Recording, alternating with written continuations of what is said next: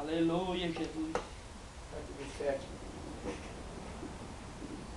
A anjo da igreja que está em Filadélfia escreve: isso diz o que é santo, o que é verdadeiro, o que tem a chave de Davi, o que abre, ninguém fecha, fecha e ninguém abre. Eu conheço tuas obras. Eis que diante de ti pus uma porta aberta, ninguém pode fechar.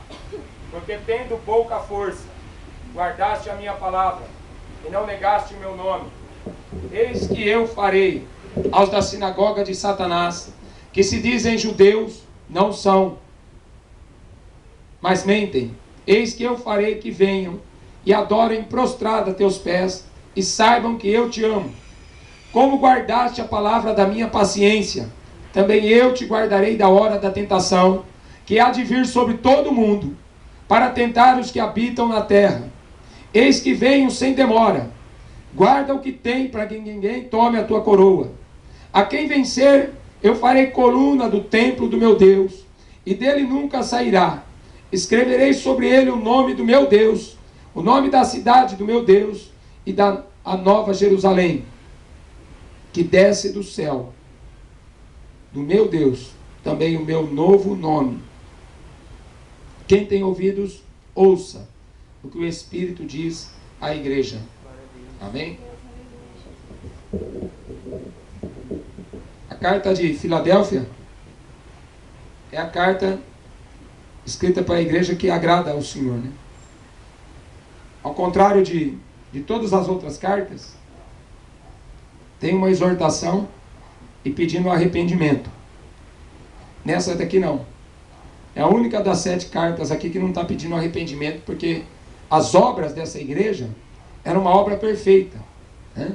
Todas as 7 cartas você vai ver Jesus falando assim: eu conheço as tuas obras. Eu conheço as tuas obras. Porque a igreja tem que ter boas obras. Não somos salvos pelas boas obras, somos conhecidos pelas boas obras, tá? Então Jesus sempre falava: eu conheço as tuas obras, tá? Não adianta eu falar eu conheço a tua fé. Ele não vai falar assim: eu conheço a tua fé. Eu conheço as tuas obras. Fé. Jesus curou 10 leprosos. Tiveram fé. Porque Jesus não curou os 10 leprosos ali. Jesus falou para ele: vai no templo e apresenta diante do sacerdote. Quando eles estavam indo, eles foram curados. Um voltou. Esse aí teve boa obra. De voltar e reconhecer que foi Jesus que fez essa obra na vida dele. Os outros não estavam nem aí. O mal da igreja hoje é não ter boas obras. Não ter obras diante de Deus. Não vai ter galardão diante de Deus. O que vai acontecer? Vai passar pelo fogo e vai queimar. Quando você vê em Coríntios Paulo falando do julgamento da igreja, do tribunal de Cristo, a igreja que vai chegar diante do céu, muita gente vai ser salva, mas não vai ter galardão. Vai chegar lá porque as obras vão passar pelo fogo. Todavia, ele fala assim: todavia o tal será salvo. Mas a obra dele era palha, era madeira e vai queimar. Entendeu? Bota um metal no fogo, não demora para queimar, para derreter. Agora não, bota uma madeira ali rapidinho. Tá? A provação que o crente passa é para provar as obras dele, para ver se as obras dele são perfeitas diante de Deus. Deus não está interessado, né, em apenas cantar, em apenas pregar, em apenas, né, frequentar a igreja. Deus está interessado em que o crente tenha boas obras para ver que ele é crente, que ele não se mistura com esse mundo. Você vai ver que as outras igrejas estavam contaminadas com a idolatria de Jezabel, com Balaão, a doutrina de Balaão, né? E elas se corromperam, ao ponto de Jesus falar: arrepende-te, senão virei contra ti, porei você numa cama. E você vai ver o quanto é bom sofrer, por causa do meu nome. Tá? Então, a igreja de Filadélfia, né, isso diz aquele que é santo. Bom, quem está falando é aquele que é santo. Se eu creio nele, eu também vou ter que ser santo. Pedro fala assim: sede santo como é santo vosso Deus. Santo é separado. Aquele que é verdadeiro, eu também tenho que ser verdadeiro. Não tem que ser hipócrita, não tem que ser falso. É para falar? Fala na cara. É do diabo? É do diabo. É de Deus? É de Deus. Mas não posso me esconder na falsidade. O que é verdadeiro tem que ser verdadeiro, filho. Não adianta ele chegar com cara de hipócrita, porque você vai ver Jesus batendo de frente com os hipócritas, que ficavam lá dentro da religião, fazendo o comércio da fé, vendendo isso, vendendo aquilo, para agradar quem? Eles. Tá? Então quem não é verdadeiro, ele não está agradando a Deus, ele está agradando a ele mesmo. O apóstolo Paulo chegou diante do apóstolo Pedro e repreendeu Pedro. Falou assim, ó, você perto do judeu, você quer se parecer com o judeu. Você perto do gentil, você quer parecer gentil. Você tem que escolher, filho, de que lado que você está. Qual o evangelho que você vai pregar? Esse evangelho aí não serve. Porque você está descendo duas caras. Olha o que Pedro estava fazendo, filho. Ele estava tendo duas caras. Paulo falou na cara dele, você está sendo falso. Tá? Então o que é verdadeiro, o que é santo, o que tem a chave de Davi, o que abre, ninguém fecha. Fecha, ninguém abre. Você vê que nessa carta aqui está falando de uma porta aberta. Tá? Uma porta que se prega evangelho. Cada igreja aqui foi um período da igreja na face da terra. Desde que Jesus constituiu a igreja, com a descida do Espírito Santo até a volta dele, cada igreja representa um período. Essa igreja de Laodiceia foi o tempo que a igreja era missionária. Tá? É o tempo que os Estados Unidos, o tempo que a Inglaterra mandava missionário para o mundo inteiro. Eles não estavam preocupados em construir templos, megatemplos, né? Para fazer com que os ricos viessem para cá. Não. Eles estavam preocupados em levar a mensagem do Evangelho. E muitos deles foram para a África e morreram, foram para a Índia, morreram, foram para a China, morreram. E hoje esse Evangelho está lá por causa dessa igreja aqui, ó. Dessa igreja aqui que gastava dinheiro para pregar Evangelho. Tá? Por causa dessa igreja aqui que tinha autoridade para ir e não tinha medo de morrer. Tá? Porque você vai ver que depois dessa igreja, a casa caiu. Você vai ver que a igreja de Laodiceia já não prega mais Evangelho. Não gasta mais com o Evangelho, só gasta dinheiro com coisas fúteis. Você vai ver que ela é só rica, está enriquecida, não tem falta de nada. Tem carro importado, tem casa própria, tem tudo do bom e do melhor dessa vida. Mas não tem uma alma para apresentar diante de Jesus. E aí?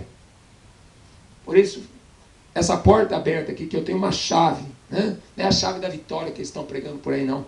É uma chave, uma porta aberta que você abre pela pregação do Evangelho. O apóstolo Paulo fala assim, uma grande porta se me abriu e Satanás tem tentado parar. Por várias vezes fala assim, ora irmãos, ora que a porta do Evangelho seja aberta. Ele fala em outra carta para Timóteo, ele fala assim, olha, eu preguei o Evangelho, eu fiquei livre da boca do leão. Então quem não prega Evangelho, esses crentes mortos que está aí, filho, que não tem coragem de entrar nessa igreja de Laodiceia, eles ficam dentro da igreja não entram na igreja de Filadélfia, né? Aliás, e ficam na igreja de Laodiceia, buscando o quê? Prosperidade, buscando riqueza, buscando uma igreja onde nem Jesus está lá dentro, nem Jesus está lá. Você vai ver que Jesus está batendo na porta dessa igreja para poder entrar de Laodiceia. Aqui Jesus está botando uma porta aberta da pregação do Evangelho. Conheço as tuas obras, diante de ti eu pus uma porta. Todo mundo tem essa porta. Não pregam porque não querem. Sabe o que esses irmãos falam para mim? O irmão é corajoso. Não sou corajoso não. Aqui está escrito aqui que Jesus nos deu, Paulo falou para Timóteo na segunda carta, primeiro capítulo, versículo 7. Deus nos deu o espírito de fortaleza, não de medo, não de covardia. Por quê? Porque os covardes vão ficar fora do reino dos céus. Então todo mundo aqui tem o Espírito Santo para pregar o Evangelho. Ninguém tem o Espírito Santo para deixar pendurado na parede como um católico faz. Deixa Jesus lá morto, pendurado na parede. É o que os evangélicos de hoje estão fazendo. Um Jesus morto lá. Salmo 91, a Bíblia aberta no Salmo 91, Bíblia aberta no Salmo 23. Mas vida mesmo não tem para pregar Evangelho. Só prega salvação quem é salvo. Só fala de salvação quem é salvo. Quem não é salvo não tem mensagem. Não tem mensagem. Por isso que eles não querem essa porta. Porque a questão aqui é amor. A questão é amor. Quem ama, prega a verdade. Quem ama não usa de falsidade. Fala assim em provérbio. Aqueles que usam de falsidade não vão ficar na minha casa. Não vai prevalecer de pé. Crente frouxo não vai ficar de pé. O diabo está mandando tudo que é demônio do inferno para atrapalhar a pregação do Evangelho, para que o Evangelho não seja pregado. Entendeu? Dó está vendo com os olhos dele aí quão difícil é pregar Evangelho na rua. Tá? Por isso que eles não querem afrontar o diabo. Por isso que essa igreja de hoje não tem poder, não tem autoridade. Porque você vai ver que a igreja de Laodiceia é desgraçada, sem salvação. Outra versão fala infeliz. Né? Porque bem-aventurado quem lê, bem-aventurado quem ouve, bem-aventurado quem guarda, quem pratica a palavra. A igreja de hoje não ouve, não lê e não guarda. Tá? Por isso que é uma igreja morta. Igreja de Laodiceia não tem poder, não tem autoridade, não cura enfermo porque é miserável, não tem poder para expulsar demônio. É pobre, não tem boas obras, não tem caridade. É cega, não enxerga o mundo espiritual. É nu, é cheia de pecado. Tá? Então, para que serve uma igreja dessa? Não é nada. É apenas para ser condenado. Porque o tipo de mensagem que eles estão pregando lá é para a condenação deles mesmos. Deles mesmos. Vai tocar a trombeta. Porque quando você pega lá no capítulo 4, você vai ver Deus falando assim, ó. Depois destas coisas, que coisas? Depois da igreja. Quando acabar a igreja de Laodiceia, o anjo vai aparecer no céu, voz de trombeta, voz de arcanjo, e vai soar a trombeta no céu. Eu vi uma porta aberta no céu. Para quem? Para aqueles que pegaram a porta que Jesus abriu aqui para pregar o evangelho. Para aqueles que não pregaram o evangelho, a porta vai estar fechada. Uma porta que eu fecho e ninguém abre. Uma porta que eu abro e ninguém fecha. Então essa porta vai abrir no céu, para quem pregou o evangelho, para quem viveu o evangelho da verdade. Tá? É uma coisa que a igreja de hoje não está sabendo discernir. Tá? Entre o falso e o verdadeiro. Lá em Isaías capítulo 5 está falando assim, olha, vai chegar o tempo que vão chamar o certo de errado, vai chamar a luz de trevas e vão chamar o bem de mal. É hoje. O outro profeta Amós, ele fala assim no capítulo 8, versículo 11, vai chegar tempo que vai haver fome na terra, mas não é fome de pão, mas é fome de ouvir a palavra. Vai haver sede na terra, mas não de água, mas de ouvir a palavra. Esse tempo já chegou. Já chegou, a gente já está vivendo isso. Jesus veio falar em Lucas 21. Olha, convém que o Filho do Homem seja reprovado por esta geração. A geração de hoje não quer nada com a igreja de Filadélfia. Eis que eu farei aos da sinagoga de Satanás. O que é a sinagoga? A casa do diabo. Quantas vezes eu já vi irmãos falando para mim que viu o demônio em cima do púlpito?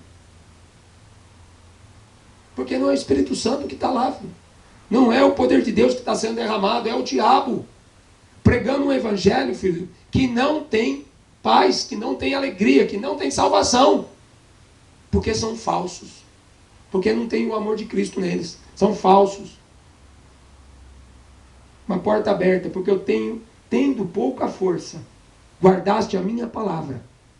A gente precisa ser forte? Quem falou que a gente precisa ser forte? Paulo fala na segunda carta aos Coríntios, no capítulo 12, diga eu fraco, sou forte.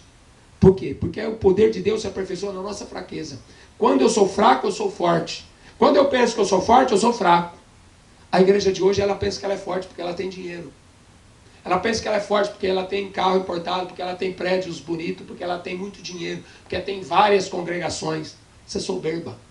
Satanás falou assim, subirei ao céu, serei semelhante ao Altíssimo, farei meu trono acima do trono de Deus. Jesus falou assim, Paulo falou assim em Filipenses capítulo 2, Jesus não teve por usurpação ser igual a Deus, mas fez-se menor do que os anjos. Ele se diminuiu. O diabo não, ele se engrandece. Tá? A igreja verdadeira é uma igreja fraca. Fraca porque ela sofre, porque ela apanha, porque ela morre. Eu farei, tendo pouca força, não negaste a minha palavra. Não negaste o meu nome. As pessoas hoje não têm coragem de morrer por amor de Jesus. Poucos conseguem. A igreja aqui do Brasil, a igreja do Ocidente, muita gente que vai pregar lá no Oriente Médio, já vi testemunho deles. Eles falam assim, eles não gostam de vir pregar aqui. Porque não se valoriza o Evangelho. Não valoriza a morte de Cristo. Eles vão pregar no Iraque, vão pregar no Irã, eles vão pregar na China. Lá uma Bíblia, lá é proibido uma Bíblia. Aqui você tem Bíblia em qualquer esquina, qualquer igreja, tem Bíblia, o povo não lê. O povo não ama a palavra de Deus. Como que vão guardar uma coisa que eles não amam? Não tem interesse. Paulo fala em Romanos capítulo 1, visto como não se importaram de terem conhecimento de Deus, eu só posso conhecer ele se eu ler. Se eu não leio a palavra de Deus, como que eu vou conhecer ele? E eu tenho uma palavra aqui para ler, para conhecer. E ela, não. E fica perdendo tempo com novela, perdendo tempo com futebol, perdendo tempo com trabalhando, tentando ganhar dinheiro, tentando fazer agradar filho, agradar neto, agradar tio, agradar mãe, agradar neto. Vai tocar a trombeta. Essa igreja aqui que não guardou a palavra, que não guardou o nome, que não teve coragem de pregar o evangelho, que não teve amor para sustentar essa fé, não vai subir. Não vai subir. A porta está fechada. Foi o que aconteceu com as 10 virgens. Todas eram iguais. Era tudo igualzinho. Aí você está vendo o padre ensinando os católicos falando em língua. Você está vendo os espíritas lá fazendo curas. Você está vendo todo tipo de heresia. Você está vendo muçulmano pulando na unção. Unção? Que unção é essa? As 10 virgens eram tudo igual. Tudo igual. Todas tinham lâmpada. Lâmpada é a nossa alma. Alma é fonte do sentimento. É onde o diabo mexe. É onde Deus toca na nossa alma. Tá? Por isso que a gente fala assim, por isso que em Provérbios fala assim, guarda a tua alma. Guarda o teu coração. Quando fala coração é alma. Porque dela procede as saídas do bem e do mal. Como guardaste a palavra da minha paciência, também eu te guardarei da hora da tentação, da provação que há de vir sobre todo mundo. Aqui está falando da grande tribulação. Da tentação, da provação que vai vir sobre todo mundo. Está cheio de crente falando, olha, a gente vai passar pela grande tribulação. Não, filho, a gente vai passar por tribulação até Jesus voltar. A gente vai morrer, a gente vai perseguido, isso não é grande tribulação. Porque morrer para o cristão é lucro. Isso não é grande tribulação. Sofrer por causa do evangelho, isso aí não é prejuízo nenhum, é só um prazer. O apóstolo Paulo e Silas estavam lá na cadeia, apanharam. Quando sentaram lá, vamos cantar, amarrado. Cheio de sangue, ensanguentado e cantando. Foi na cruz. A igreja de hoje só canta se tiver dinheiro na conta. Só canta se tiver o casamento em dia. Só canta se tiver um teto para morar. A igreja de hoje é infeliz. Não tem a glória, não tem a felicidade, não tem o Espírito de Deus. Por isso que você vê a igreja morta. Você chama o irmão para pregar, não tem esse dom. Você não tem vergonha na cara. Não é dom. Não tem vergonha na cara. Porque ele, quando ele subiu naquela cruz, ele não teve vergonha de mim, que era maconheiro. Ele não teve vergonha de você, que era um bêbado. Ele não teve vergonha de você, que era uma prostituta. Não teve vergonha de você, que foi um malandro. Ele foi naquela cruz por amor. E o que eu vou fazer por ele? Nada. Como que eu vou ser salvo se eu não vou fazer nada? Por isso que todas as cartas, eu conheço as tuas obras. Eu conheço você, filho. Ele te conhece, ele sonda os corações. Ele não vê a aparência, ele vê o coração que está dentro do homem.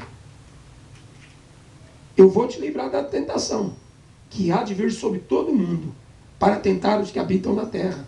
Eis que venho sem demora. Guarda o que tem, para que ninguém tome a tua coroa. Mas sabe o que está acontecendo, Dó? Jesus está demorando. Está tardando.